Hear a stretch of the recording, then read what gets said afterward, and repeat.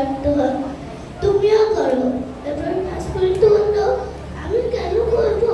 আমি যখন চাই তখনই আমার খাবার পেয়ে যাই।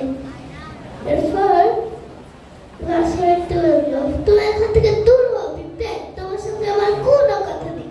এই বলে পিঁপড়ে চলে গেল। একদিন খারাপ সময় আসলো, জঙ্গলে খারাপ দেখা দিল, কোথাও কোনো খাবার নেই। ধীরে ধীরে সব পশু পাখিরা মারা গেল। ঘাসফড়িংটিও খিদের জ্বালায় অনেক কষ্ট পেল। এরপর ঘাসফড়িংটি দেখলো পিঁপড়ে তার জন্য খাবার নিয়ে এসেছে। এরপর ঘাসফড়িংটি বুঝতে পারলো ভবিষ্যতের জন্য খাবার সংগ্রহ করে রাখতে হয়। এই গল্প থেকে আমরা বুঝতে পারলাম পরিশ্রম সৌভাগ্যের প্রসিদ্ধি। ধন্যবাদ।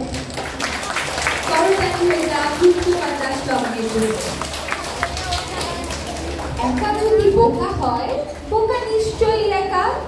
তবে চালাককে বলতে পারো যে মানুষকে দেয় ধোকা। অতি চালাকের গলায় দড়ি সর্বজনীন কর। সাচ্চা পথে চললে পরে কোথাও নাই ভয়।